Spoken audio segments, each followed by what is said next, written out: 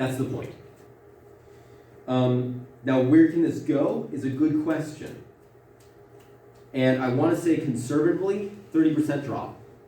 Let's say conservatively, 30% drop. Could be even better.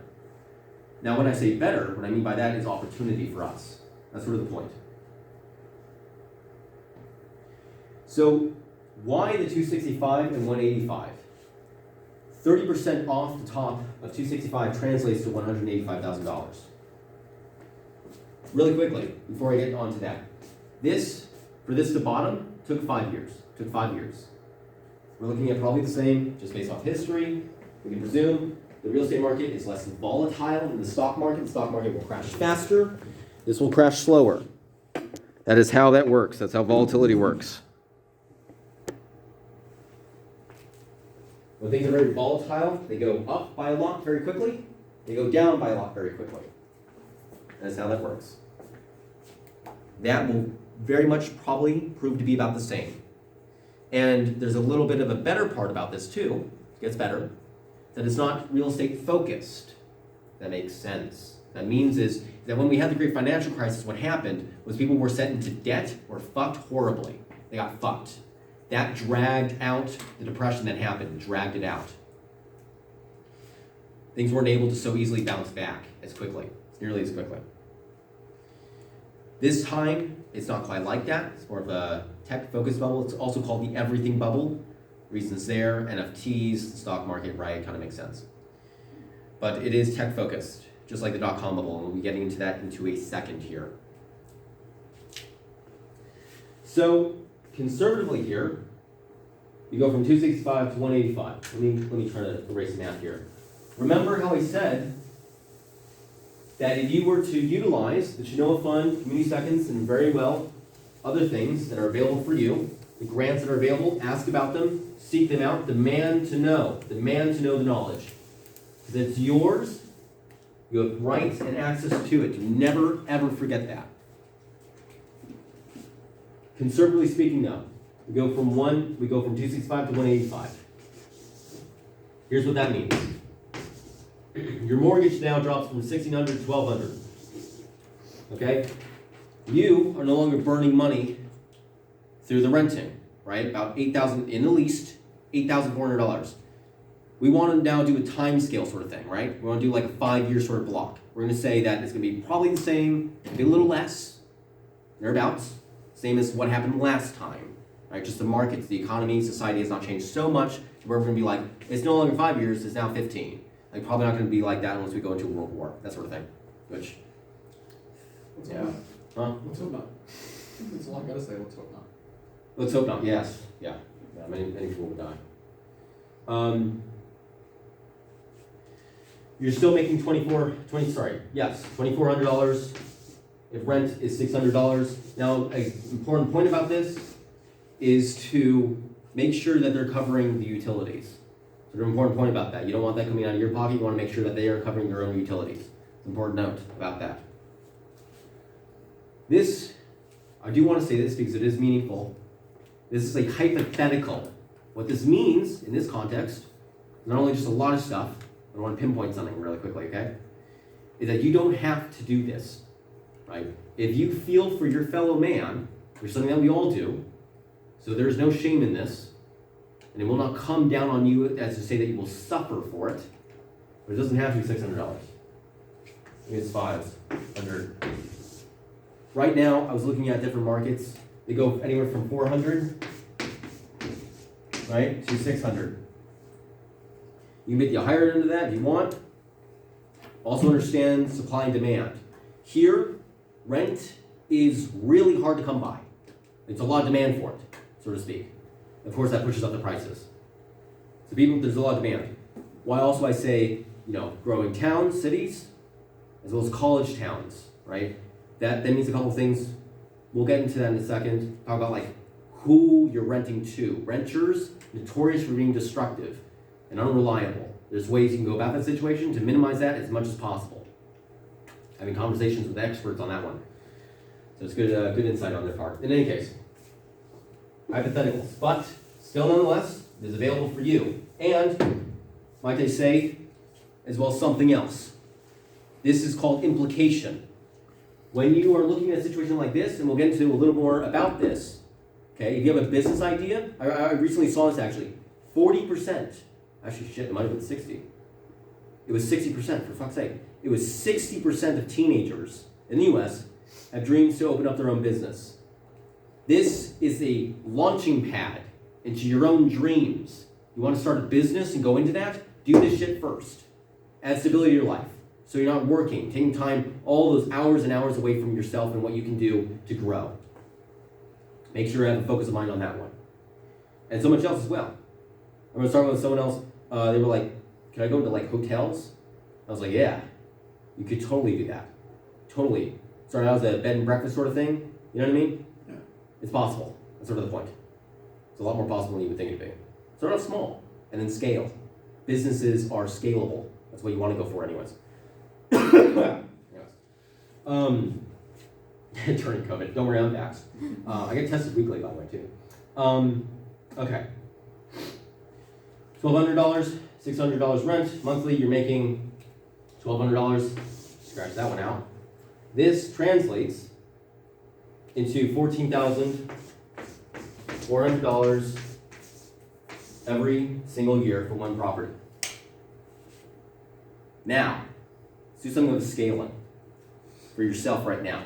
$700 rent for you, right? $8,400 yearly. What is that times 5? That is $4,200. Or sorry, oh my God, $42,000. It's hilarious. Anyways, $42,000 in 5 years. $42,000 burned, gone forever from your life. Don't do that.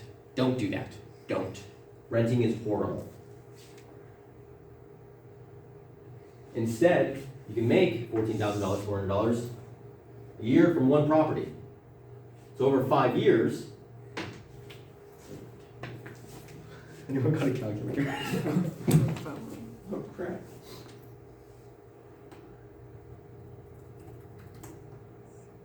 I'm gonna pull up a calculator real quick.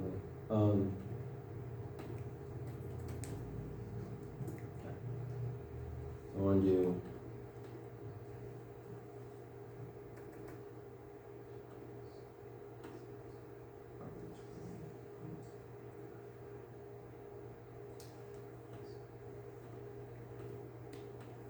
at the end of this, you will have made $186,000.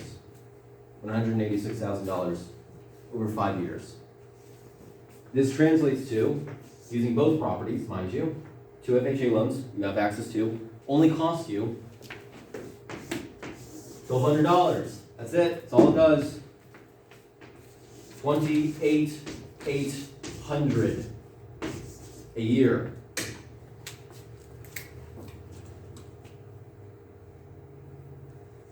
There are some really good ways to be frugal about this. You're living single, i.e. without children. You have a significant other. Guess what you can do? You two, special birdies. Guess what you can do? He can get two, you can get two. Whoa. Bam, right? It's crazy. The beautiful thing about this as well is that your mortgage, the first time you pay a mortgage, okay, that will be the most you ever pay. The most you ever pay. What this translates to is in a 30-year loan, which is what you want to do. You don't want to do 15 or 20 because what this does is it means that you have to pay more up front, right? Oh, but like I get to end them sooner. It's not about that, right? But your point, you're paying more up front. That means you don't get to use that money. You don't get to use it. Stretch it out as long as you can. After 30 years, we're all 20 right now, I presume. You'll be 50-something. You'll be about 50. This time, you'll have twice this, right? I don't know what that is. The $1,200, $2,400, it's like 5,000. Oh my God, math. 700, say 600. Yeah, there it is. You'll be making $57,000 a year when you retire. Granted, now this one, here's a fact for you. When you retire full age, you'll make about $24,000. Yeah, I think it's like $24,000 per year. You be wrong about that? I think it might be actually 21. It's one of the two. In any case, low 20s, off of Social Security. This is sort of the thing that I tell people is that, I don't even know if I still have it there. Yeah, no, I totally do. Retire in 1 year, like at $29,000 a year retire. Full retirement age, you're making less than that. You retire in 1 year. That is fucking balls to the wall crazy. And yet it's real. It's real. You are some of the lucky motherfuckers who know about this now. There are so many people who are not being educated about that, and it's a crime against humanity. That really is. Anyway, so that's sort of the point. You can look towards that every single year as you pay it off your mortgage. And there it is. For couples, you can double that for yourselves. Anyways, this is all that shock. Anyways, but it gets better. In fact, it actually gets a lot better. We talked about earlier HELOCs.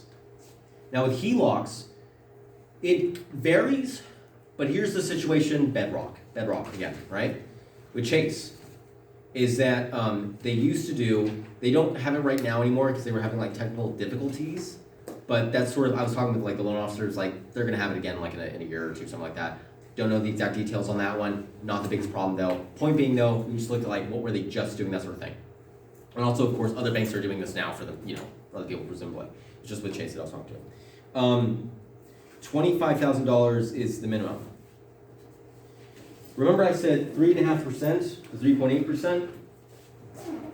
Let's look at a property for $185,000 times 0, 3.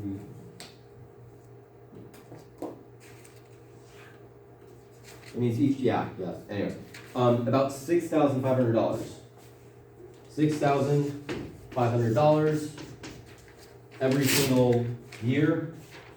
Of course, this grows as your property value goes up, right? Of course, it compounds. This is compounding interest. It was Einstein who said that the eighth wonder of the world is compounding interest. Yeah, and he said that for a reason. The reason why is because people are financially illiterate. That's why. It starts out there. Just like your mortgage is the worst at first, this is the worst also at first. It gets better over time. Point being though, is that in 5 years' time, what's that, 32,000? Point being is actually about 4 years, that's what it is. In 4 years' time, you'll be able to pull out a HELOC. Right? That's what you have now. You have $25,000. Now mind you as well, it gets better, so it'll be about this, maybe about like 4.5 years, you know what I mean? And this is compounding, you know what I mean? But of course there's that 80% sort of thing going on. It'll be about there. If it's not 4 years, it's like 5 years. Whatever. You guys know what I'm doing. Look at that chalk here. Oh, anyways. So what are you going to do with $25,000? What are you going to be doing with that? It's a lot of money. A lot of money. You can do a lot of things with it. I can tell you exactly what you can do with it. I can tell you exactly what you can do with it. And it's going to be weird. It's going to get really weird really quickly, but I need you guys to hold on to your hats. If you think it has gone weird so far, it's about to get weirder, okay? That is the point. But don't be afraid. Don't be afraid if it sounds weird, okay? It's going to be exciting, though. That's the point.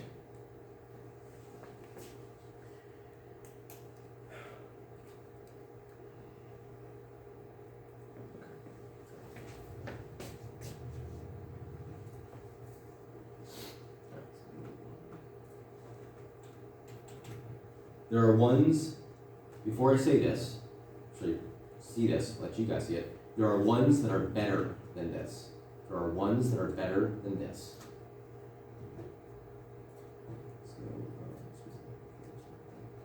I want you guys to take note of the top here, right? 90, 91, what's up? Oh, God, yes, thank you.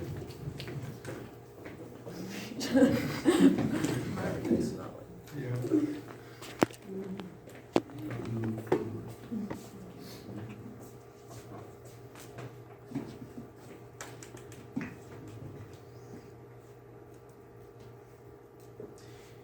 I want to put it like this, actually, because this is what's applicable. I don't want you guys to be looking at this being like, oh my God, no way! Oh my God, no way! Don't worry about it.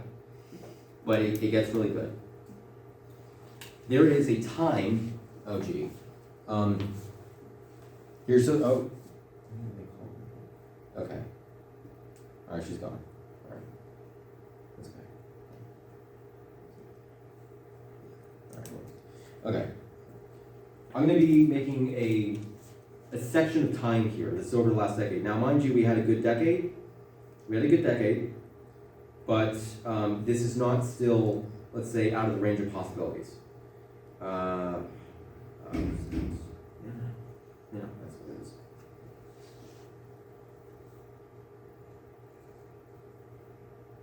Here it is, okay. So between 2010 and 2018,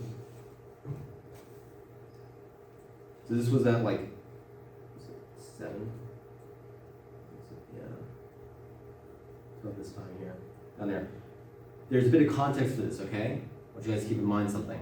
We are in the largest stock market bubble that has ever existed, as per the Q ratio, which was done by a mathematician who was also a Nobel laureate. Let's see if we can see this. Oh, wait, what? Oh, dang, it's not this one, is it? Oh, no, wait. I think, is it this one? Oh my god, yeah, okay. Shut up, here. Okay. Let me try to find another one for you guys.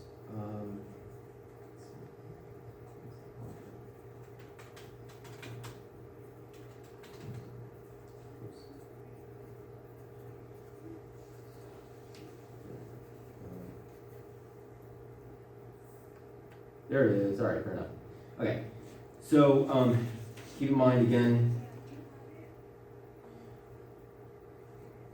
1929. In fact, actually, I can show you with another one. Let's go, it's this one. Here, let's start out this way. This was 1929, okay? This was the largest stock market bubble that had ever existed before this one. This is dot-com bubble. Here's where we are.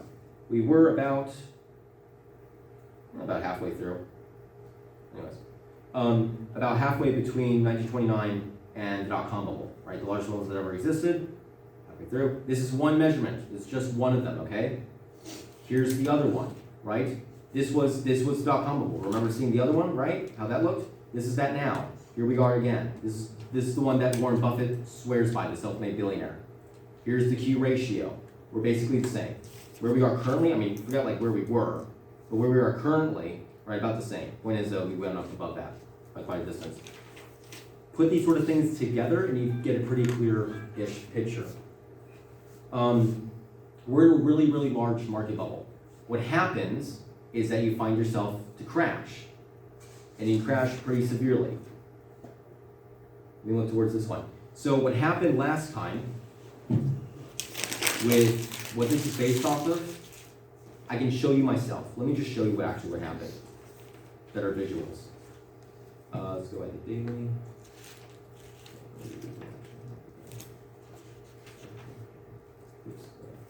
There it is. That's what that looked like. That's what happened. This was an 83% crash. This is again the dot-com bubble. This was an 83% crash. We are again tech focused. The most similar bubble that we have to where we are now was the dot-com bubble, right? It's the same sitch. That's sort of the point. So when I show you this thing, understand that this is a starting point. Ideally, and we get into the time periods as well for what we can look towards just based off history. This is going to be a starting point. In a few years, this is going to be a starting point of sorts. What happens between this period and 2018? This was called a taper tantrum, by the way. Fun fact: that's based off of the federal funds rate being risen, and we're doing that right now. At the same time, there's a multitude of different reasons. I'll get into them kind of in a second. I'll run through them really quickly just so that you can understand the sort of seriousness of this sort of situation that we're in right now. Between that time in the beginning-ish to about before that happened, which was a taper tantrum, there was a CAGR of 59%, about 60%. Here's what a CAGR is. Let me just erase this really quickly, honestly. Okay. A CAGR is compounded annual growth rate. That's what that means. In other words, at any time, looking at what did I make this year on average, that's the one that you use. It's not like there's like other ones out there. This is the one that you actually, oh my God, This is one you actually use. There's a formula for this, and I believe, I'm trying to remember right now. I think the formula's not like the biggest issue. You can just like look this up online, like how to calculate compounded annual growth rate, and it'll show you. It's like take like the end amount divided by like the beginning amount, and then have that as parentheses to the power of 1 over the amount of years, and the amount of years. That's the formula. Anyways, that aside, so let me try to do this. About 60% CAGR. Now again, you looked at towards later what happened. You say this is pretty artificial, so to speak, right? That the run-up that has happened since like COVID and shit like that was something that was purposely done for the sake of pumping up the market by a whole lot. There's really good perspective for why this is. The sort of reasons why is because before COVID, who was in the market? Ask yourselves, who was in the market? Those with a lot of money. That was the answer. Those with a lot of money. Now, who is in the market? What have you been seeing on social media? Yep, precisely. Yeah. Who has been in the market? We are. Retail investors. Yep. Massively. GameStop and shit, pump and dumps. You see that shit just multiple times throughout that. We know exactly who's doing it. Fun fact, those who are like trying to short them, they can borrow the shares that other people have used. This is something that's not talked about a lot. They can borrow the shares that other people have bought into GameStop and then use those to short it further. They sell basically is what they do. They sell. They borrow the shares, they sell them. So shorting is. Anyways. And so they take the loss up front but they buy into a better position to short it later, basically. Yeah, I mean that's the whole pump and dump mechanism. So when the retail investors are going in there, you're saying they're selling their short positions or trading the short position. No. The retail trader, what the retail trader is doing is hodling, right? We know that term, hodling, diamond hands, right? That is the worst mentality to have right now. Right now, worst mentality you could possibly have. You will die with that crash, and then you will capitulate. There's a whole like psychological phenomenon we can look to where it's like as it's going down, like denial, and then capitulation at like near the bottom, and it's just like, yep, you just realized your losses and you got fucked. What the institutional investors, as we say, what they're doing is that when people, so when the retail investors buy into the GameStop, right, they want to buy to see like, oh, up like, yeah, diamond hands, they buy into a bunch of it. What they don't realize is that their shares are available to be used by the institutional investors. Here's what they do with them, right? They short it. Shorting. Like you're short, shorty. Well, that's spelled differently. Anyways, what they do is they take the shares. Okay, here's what shorting is. I'll do it like this. What shorting is you borrow shares that someone else has, you borrow them, and you sell them now. You sell them now. Sell now. What you're hoping that the crash is that the stock goes down, and then you buy back up here, about down here. You buy down here, so you're selling up here. Jesus Christ, I'm hitting right. All right, here, sell.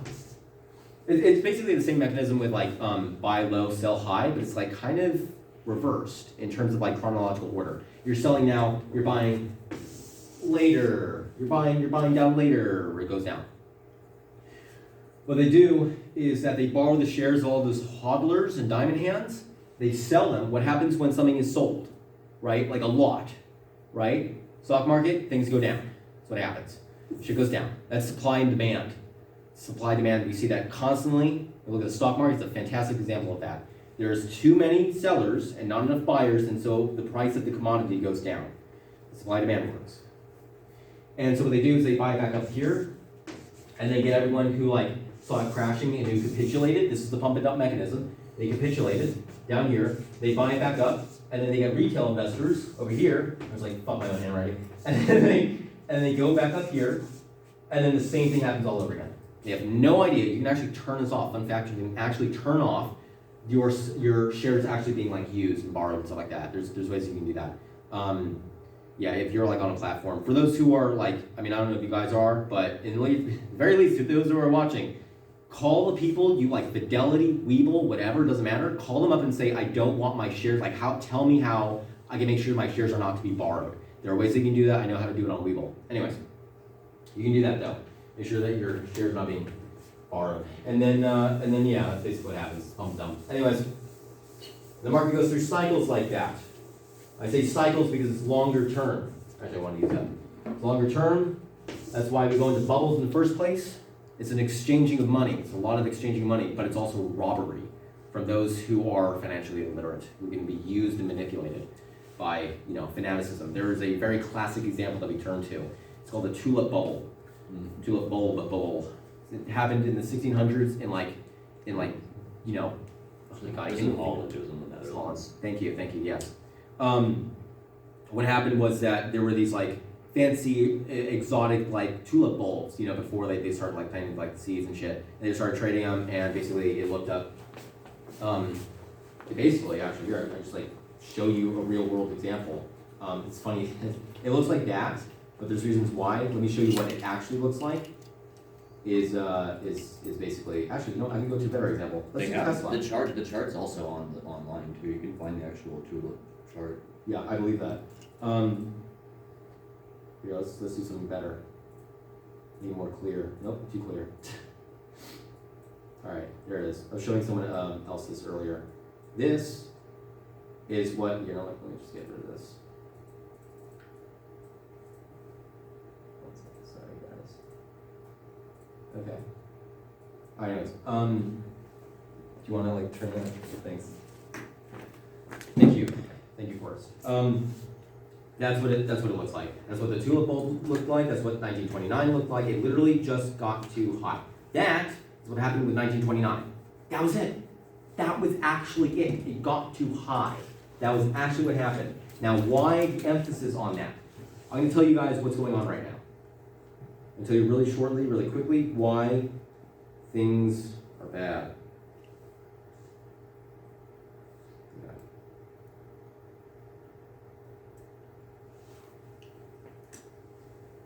Here it is. Okay. Just keep in mind, 1929 crashed because it literally just got too high. Where are we right now? We're above that. Any one of that is one reason right there. That's enough of a reason, right? We have more reasons. There's a federal funds rate right now that's rising, and it is in fact actually rising more quickly than it's ever done before. They're doing quarter of a point raises. It's only looking through history, they've done 0.10, right, and 0.15, right? They're doing 0.25 now. That's going to lead to a taper tantrum. It's what happened before, except it's just going to be a big, huge ass crash. Russia, COVID, market breadth, which is, there's something called a silent bear market. It's going on right now.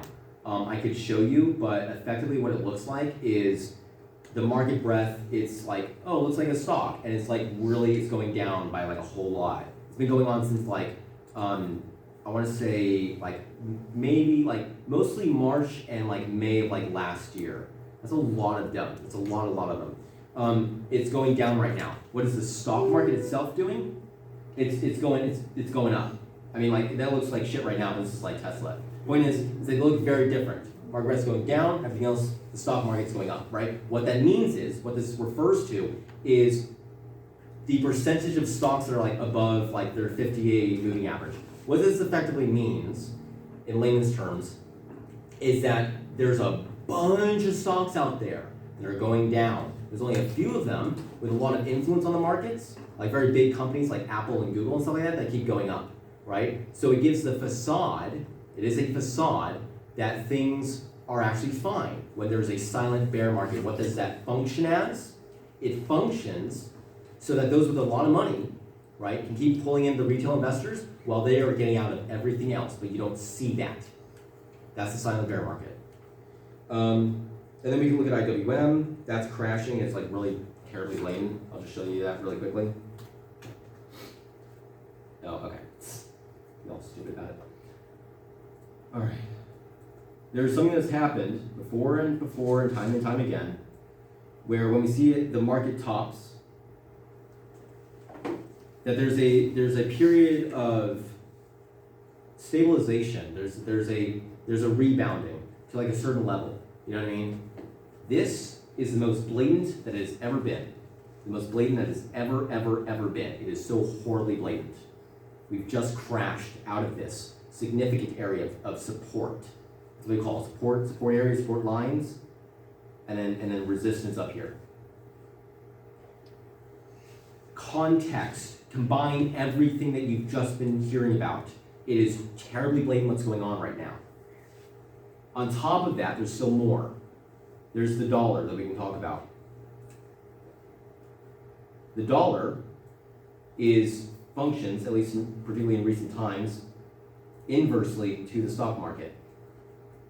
This was right here was back during COVID. And see how it like rose because everything was like really fearful, and then it started going down because when that was when the stock market started going up, and it was bottoming, and now it's here, it is rising. It acts as a hedge against the market. The bonds do as well. It's cracking out significantly, and it looks real bad. I can show you really quickly the bonds as well. It basically looks the same, but there they are. Okay, let me explain this really quickly. This is the same situation. Stock market's going up. This is hedging. You know what this is? Exiting. This is an exit. This is them exiting the markets. Is this the 10-year bond? Or? This is the TLT, so it's a 20-year. Yeah. Also, is a big signal to those in the know who are learned enough to know the implications of the bond market on the stock market. That's basically that situation. So I wanted to show you guys something. Here's what it was.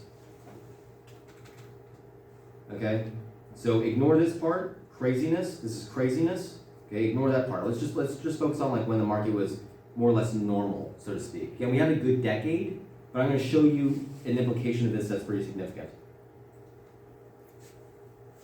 For several years during this time when the market was pretty stable and everything was like A-okay, normal and stuff like that, again, we had a good decade, but it wasn't so much like out of the reach of like normality, particularly knowing that like the future, there's something called Moore's Law.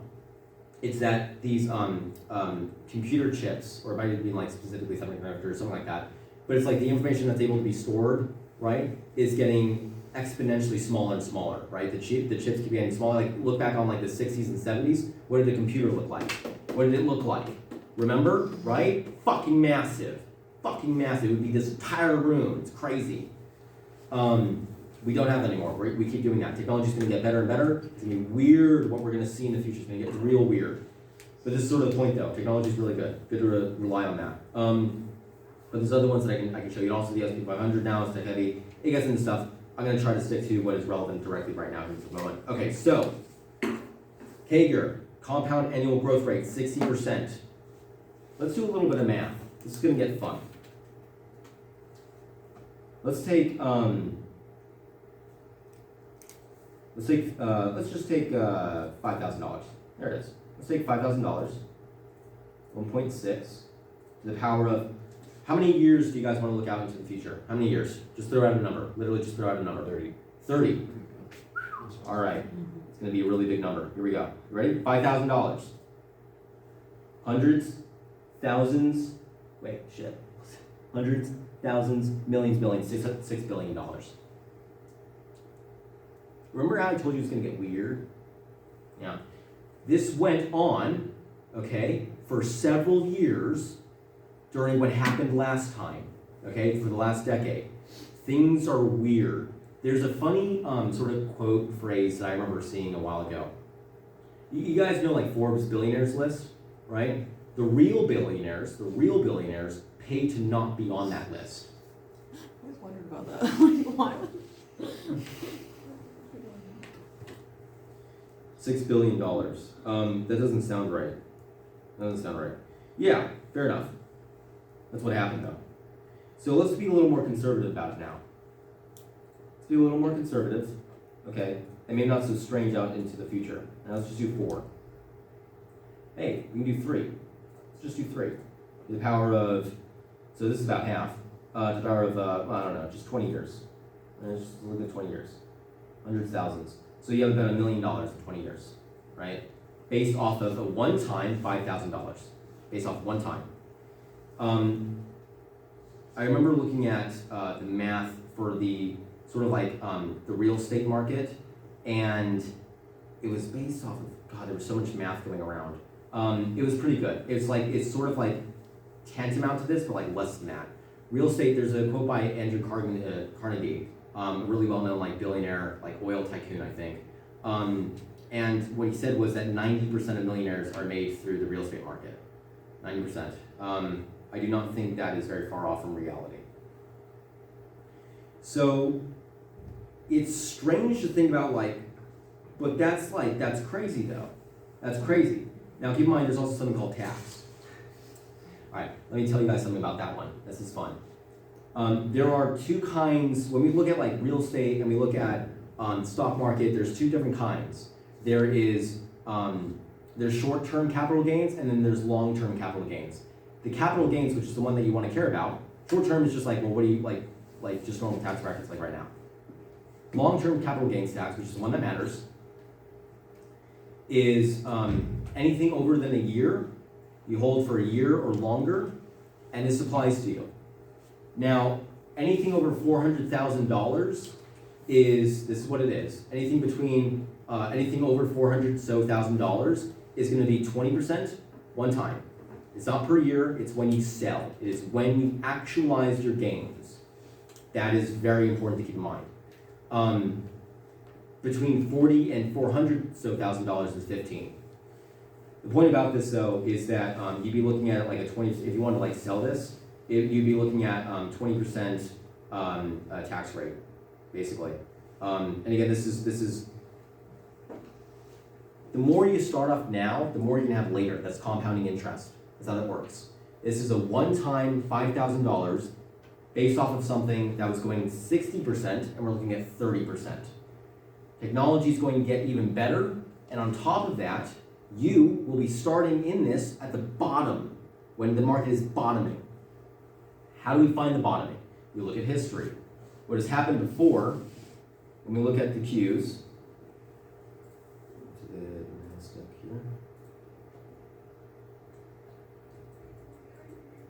I'm going to show you something pretty weird too, actually. It's going to get funny like that.